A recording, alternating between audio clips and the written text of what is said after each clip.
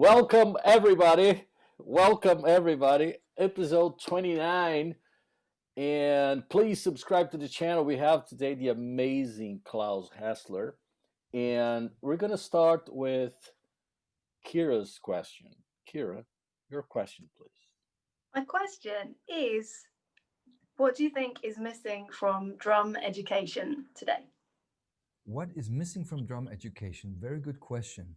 Let me answer. You want the short or the long one? Well, I think for this kind of thing we're doing, the long one is the good one. The long one is a good one. Okay. I think what is missing is a lot of times there is a lot of redundant information. Things keep repeating, which is good to a certain degree because one thing confirms the other. But once you heard a certain argument or a certain justification why you do or don't do something, like a couple of times, it's okay, right?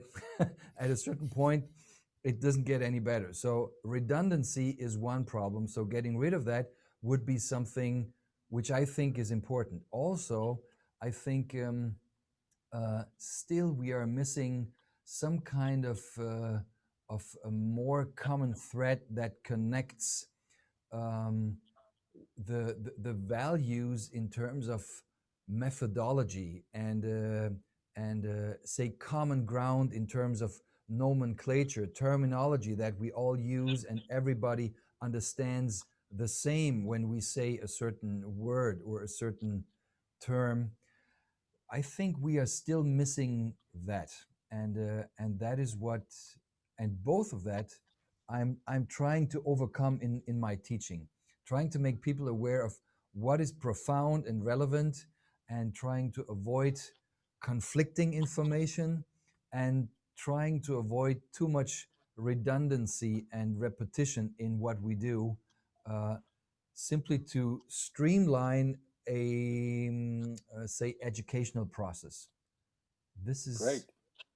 Cool. This is how I feel about this. My question about that is how do you get rid of unnecessary repetition? Because there's one thing that's happening in Brazil now that people realize that you can be self-published is everybody's publishing a book thinking it's the ultimate book for Brazilian beats. And obviously they're all the same books since the 1960s. There's very, very, very little variation. So how are you going to convince the person saying, yeah, it's great, but it's being done?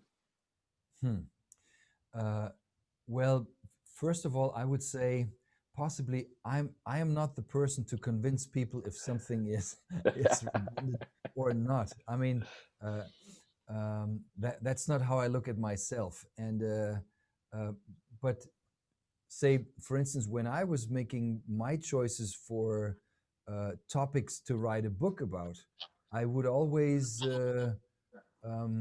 say investigate if something like that has already been written, or if there is a good amount of overlaps with what I have in mind. And whenever I would notice that, I stay away from the idea. I tell you, Felipe, I have piles of paper over here in my shelf of unpublished stuff, but I know there have been a lot of books written about exactly that. So why should I burden myself with yet another publication with stuff that has already been said? So I tried just to be a good example in not publishing everything. I only publish stuff of which I think, okay, that has some sort of unique value. It has not been said before, or it has not been said before in exactly that fashion. Was there a certain aspect that was missing? Do I add something to the discussion which needs to be said and it has not been said before?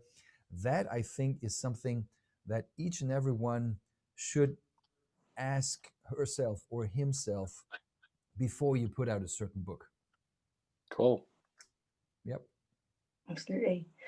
I had a question about hand technique. Oh. Well, I was loving your little Instagram post that you've been doing, where I think you're trying to say, it's a hand position. Maybe it's not the right grip. It's, you can change your hand position so people aren't so like fixated. Yep. And I wanted to know, in terms of teaching, how does that work when you're approached by a new drummer? Do you have like a go-to hand position that you teach, or do you just go through all three? What's your take on it? I mean, first of all, when I mean, it should be mentioned that that the people who come either to my studio or study with me online, I mean, most of them are not sort of absolute beginners who have never held a stick in their hands. That should be said for my excuse, but but but still, uh, I, no matter what level a student is at when he approaches me, I try to not overwhelm people with the wealth of aspects that you may want to keep in mind.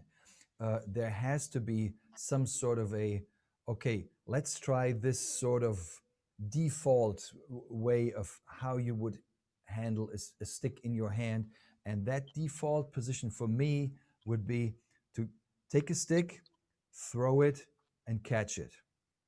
And so it's really super easy. So the only thing you got to do is throw and catch a stick. And what happens most every time is this. Mm. And I mean, simply for the aspect that when you throw and catch the stick, nobody is catching it like so. Nobody does that. And in the very same way, if you throw and catch the stick, most everybody has the butt end of the stick resting on this shock absorbing zone, if you want to call it like that. If you throw and catch a stick, nobody catches it like that with, say, this strange statement of the stick always has to be a straight extension of the forearm, and if you don't do that, it's wrong. Get out of here. And it's none of that. I'm trying to stay as much with the natural body reaction that is shown when you throw and catch a stick. This is possibly my go-to position, and I try to keep this as short and sweet as possible. Excellent. I'm Okay. stealing that. I have a question is, how did you get to Jim Chapin? Did you first flew to the US, or did you start having lessons with him in Germany? It was actually a little bit of both. I first ran into Jim, I think that was 1990, in a shop at a music dealer, a drum shop, not super far from me in Frankfurt. And and of course I knew who Jim was before. I mean, I had his book, and I knew about the person, but by then his video was not out yet. I mean, I knew him from his first book, and so the guy in the store would say, "Yeah, we got Jim Chapin here today," because I should mention that that the guy who was running the shop was good friends with John Good of Drum Workshop, and and Jim always had a good relationship with John Good and Drum Workshop, which he obviously endorsed, and that was the first time when I ran into Jim. Then uh, only shortly after that, it turned that the school where I was teaching by then, a private drum school or private music school, had booked Jim for a couple of days for both lessons and master classes, and I was teaching at that school at that time, and I was the poor guy who had to take care of Jim for through all of these days, and I mean, up to the degree that that he would stay at the little hotel that my in-laws were having still back then. So I was taking care of Jim literally for a complete week, and for Jim there was just drums. It was only that. Maybe a good cigar and a glass of wine, but number one was drums. Uh, and and so relatively soon there was not just a student uh, teacher relationship, but there was also this uh, this friendship and the of course the respect that I had for Jim, but he must have liked something about what I do and how I do it, and so from there on, it developed into some kind of a mentorship, I should say, and I would also say some sort of a friendship. There was a human relationship between the two of us. It was not just he showed me things and I was trying to get as close to how I wanted me to be as possible. Um, so that developed. It started 1990, and from there, Jim came back to Germany a lot of times, many times, 2 times a year, and I would fly out to the U.S. to go study with him there, which also included studying with Dom and a couple of teachers of Dom, including Al Miller, who passed away quite some years ago now already. But that was how things were starting off. Yes. Cool. Nice. Did you so I read that you started playing at age 4, True. which is amazing. Did you when did you start playing open-handed, or was that immediate? That's kind of just how you got into it. It was actually immediately, and I found that most kids, if they don't have, say, a father, uncle, mother, sister, brother, cousin, whatever, who's playing drums, plays in the cross-handed way. Say, in case the kid is not influenced by any other person, I would say 11 out of 10 kids are starting to play like this. That's at least what I learned in my own teaching experience. And it was the same with me. I should still mention the aspect that my very first drum kit did not have a hi-hat. So it just consisted of a bass drum. I had one rack tom. I had a snare. I had a pair of bongos, and I had a cymbal. And the bongos were on the left side, but a friend of mine actually killed one of the heads with a screwdriver relatively early on, so I could use only one of them, which was a shame. But anyhow, but but then my father would bring certain drum parts from the brass band where he was playing. I mean, any stuff that they wouldn't need anymore, and he brought it back home for me to use. And so he put the hi hat and I said, "Oh, great! I have a hi hat now." And I started playing like this because it simply felt natural to to play an instrument which is located on the left side of my kit with my left hand. I thought this is this has got to be the way, and I wasn't even wondering about is this right or is this wrong. I just did it. Period. But with regards to your question, basically yes, I started playing open-handed from not completely from the first steps that I did because I didn't have a hi-hat, but then a little after that.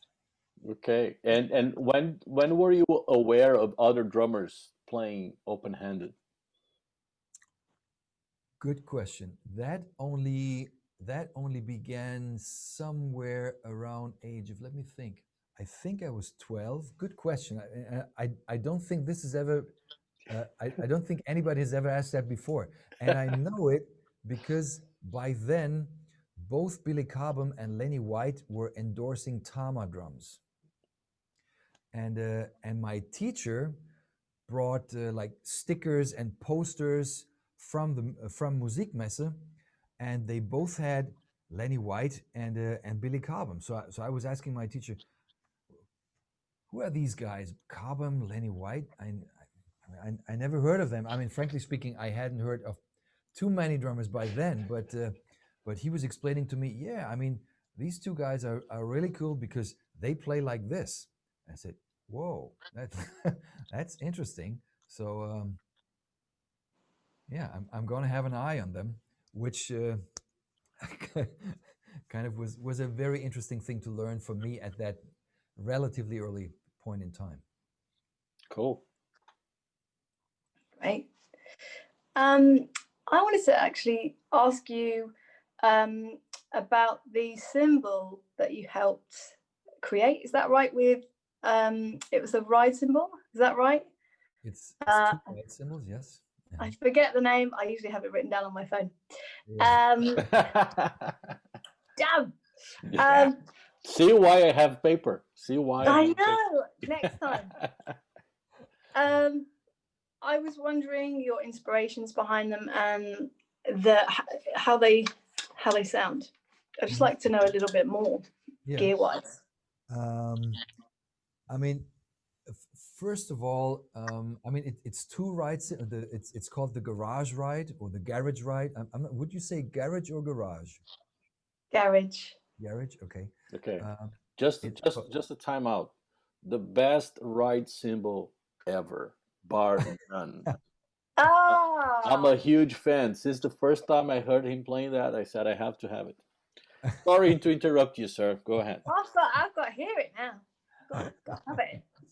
So, I mean, there in fact is a little story behind it that also has a little bit to do with Chapin, because let me think. It was 1999 actually. I did a couple of concerts. I mean, gigs with together with Chapin. He was over in spring of '99. Um, and I was organizing a band for him, so we would perform together. Jim would tell stories, and we would play drum solos, of course. But we also had arranged for a couple of songs, both from his CDs, Song Solo Stories, Part 1 and 2, but also a couple of standards that we would perform, and Jim would also sing, which was a lot of fun. And but anyhow, different story. It's it turned when I was asking Jim, what kind of instruments would you like to have? I mean, in terms of gear, what drums or what cymbals, what should I organize for you? And the first thing he said, uh, just give me a good 18 and I play the whole gig. And I said, what, you mean you're just going to use one cymbal? And he says, well, that's how it was done back then. I remember. So, I mean, back in the days when there were no real ride cymbals and no real crash cymbals per se, it was just either a Turkish cymbal of different size or a Chinese cymbal of different size. And um, so he just said, give me a good 18 and I'll play the whole gig. I said, oh, that's actually a good take, because having a good 18-inch cymbal that you can crash and ride and on which you can play like most anything, that's actually something hard to find. So that was the first inspiration for it. The other thing was I needed a cymbal, first of all, on the left side of my kit in order to so it wouldn't take too much space, and it should be able to ride it, to crash it, and to do a little bit of everything with it. Plus the aspect that I didn't want the cymbal to explode when I'm hitting it a bit harder. I just wanted it to stay more on the controlled side, which is why the cymbal is relatively flat. It has a relatively small bell. It has no lathing on top of the cymbal and on the bottom. It's just hammered, hand hammered, with the smaller hammer that the Sabian guys are using, and it just stays super controlled. And both the 18 and the 20-inch, which then appeared later, are, say, super controlled. You can lean into them as hard as you want. They never dominate the music that much that to a degree where you would say, okay, it kills the music.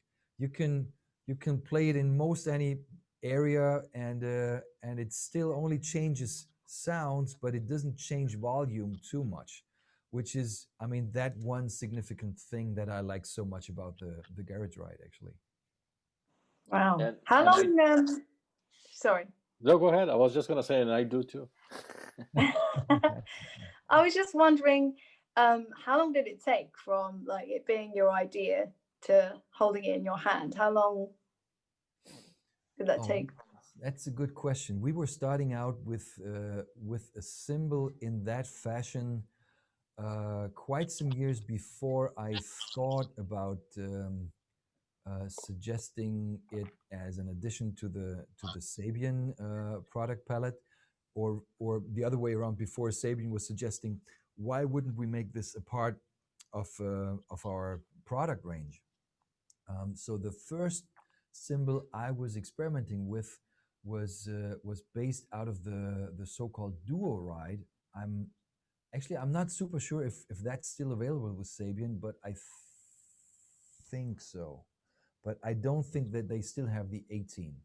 So the duo ride shape-wise is very, very close to what the garage ride is, but it's not. But it was a mix of being lathed and hammered, and it was slightly different in design.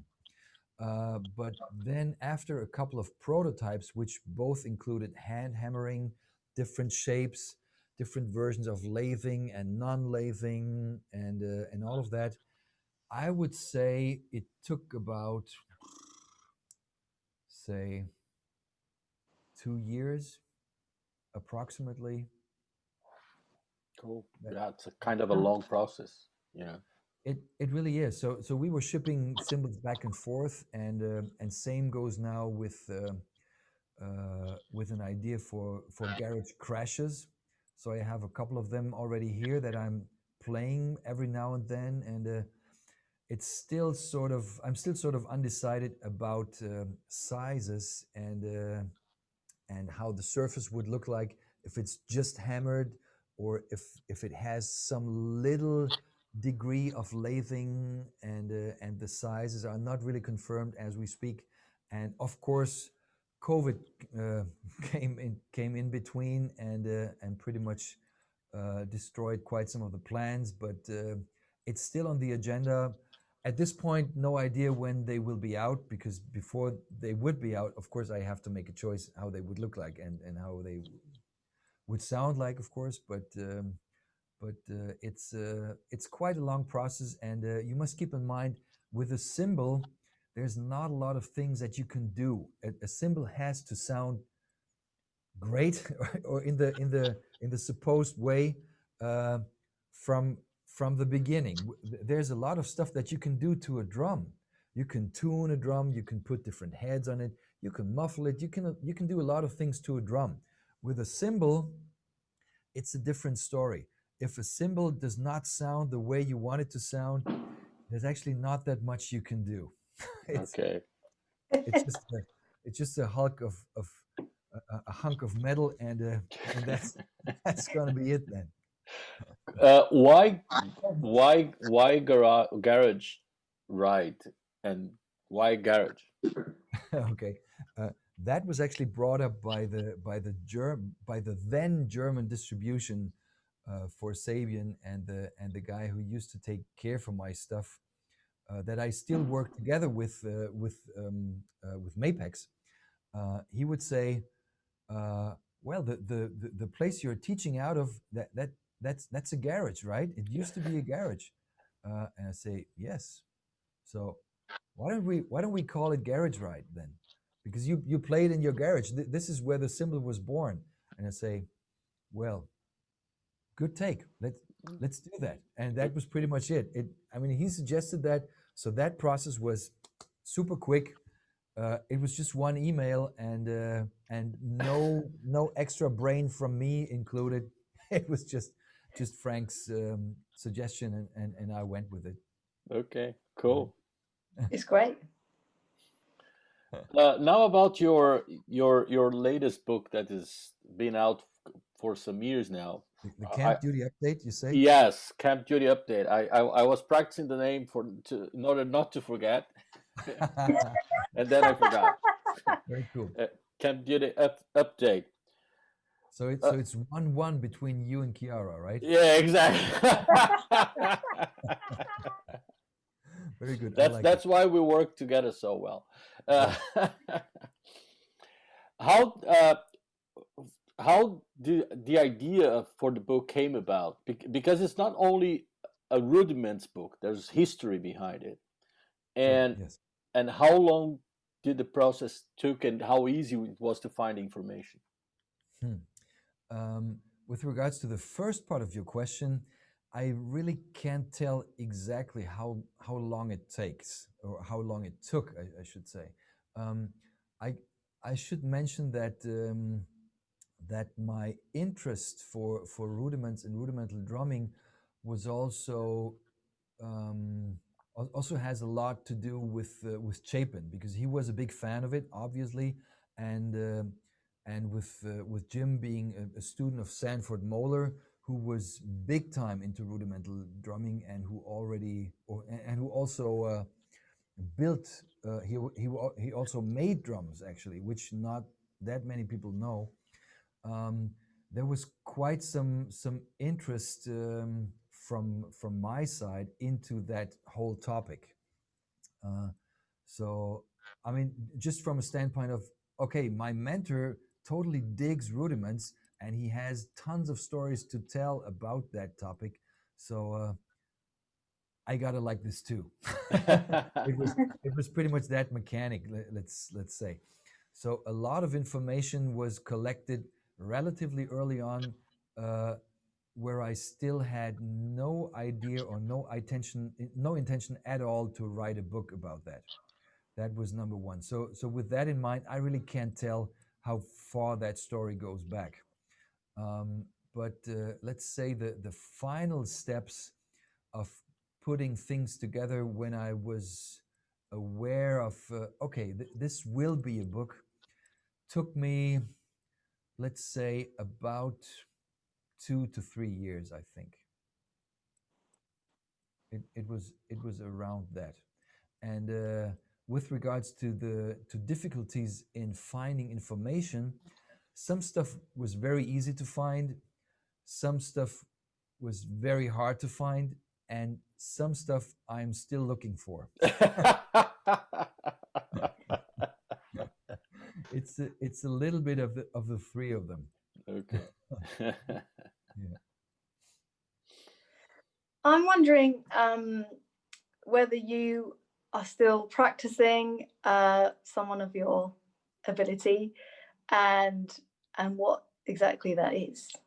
And what exactly that is. So with the first part, yes, I am still practicing. I wish I had more time for it, but I'm just trying to make time for it. So it may be very condensed. It may be there may be days when I just find 30 minutes for my Mm. practicing, but if I haven't found enough time to practice my drums, I just notice that something is not right. Something does not feel right. It's like my personal little vacation when I find time that I can spend on the drums and just explore things. So that's very important for my say for how would you say for the I should say for the health of my soul, really. Yes. Um, so I need it just for that, not because I want to be still better with something. I mean, if that comes on the side, cool, I take it. But first of all, it's important for myself. I feel better when I can play the drums. Um, so with regards to the things I'm practicing today, it's mostly stuff that is connected with the next book I'm publishing, and I'm still in the process of collecting more material for that and making my choice. Okay, what's going to go in the book? Is there stuff? Can I leave this out? Yeah, put this away. It's too much. And this, oh, that's a kind of a cool idea. I need to elaborate further on that, and I need to write more exercises about that. Quite some of it actually goes on the side as a side product, if you will, into my Instagram stuff. So Mm. if you buy my next book, you will most likely discover a couple of things that have been released at some point as a handwritten thing and explained super short in a 60-second video on my Instagram. So that's mostly what I practice, and um, yes, that's it. Great. And can you tell us what is this book going to be about? Oh, it's gonna be called Collapsed Rudiments: The Quantum Mechanics of Drumming. And so rudiments are definitely a big part of it. There's also quite some contents in it which is yet another step forward, I should say, with how my personal strategies with both practicing and teaching Moeller technique are involved. So a couple of things with regards to Moeller technique have not changed essentially, but I added a couple of things of which I thought, why the frick didn't I have this idea before? And I would have loved to put it into my DVD, but I didn't have this idea back then. So there's a little entry section that covers technique to some degree, because I think that's important to understand before you dive deeper into the mechanics of, say, organizing the distances between two strokes, because there's always technique involved to some degree, and understanding that part of the game even better is a very crucial aspect, I think. Um, but the rest of it, I mean, heavily leans into rudiments, uh, both in a pad field drum like setting, but also with a lot of stuff that is then transferred to the drum kit, and the use of collapsed and expanded rudiments around the set. Nice. Right. Could you briefly explain what is the collapsed rudiments Um, concept? okay, let me explain this. Maybe with a short example. So I will just switch cameras here real. So with collapsing a rudiment, um, let's say a double drag or double drag tap. That's the same. Would actually so with a double drag tap, for instance, which is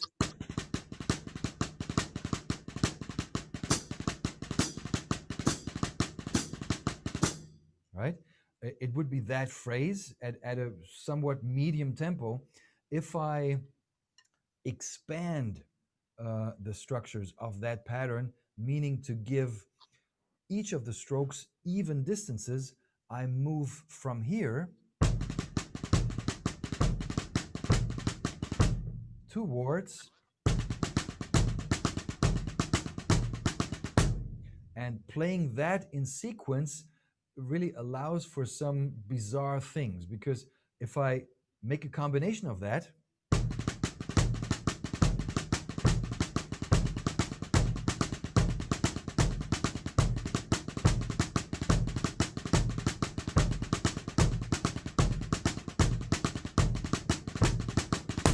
you would notice, okay, I understand it's the same sticking, it's the same structure, the same right-left order of strokes, but the rhythm is changing. So what the freak is happening here? So on the first part of the exercise, I'm actually playing a quintuplet based phrase, which the double drag tab really is. So it's based out of 1 2 3 4 5 1 2 3 4 5 1 2 3 4 5 1 2 3 4 5, and then adding the doubles makes it that. If I expand the pattern, I end up having septuplets, because the pattern is made up of 7 strokes. So all of a sudden, you get a relatively complex mixture of right, left, soft, loud, blah, blah, blah, and move back and forth between quintuplets and septuplets without changing the essence of the pattern. And that, I think, is like a super cool thing to do, which offers quite some interesting options with regards to the use around the drum kit. And if I open the pattern, if I expand to the septuplets, I make all the strokes say even distances.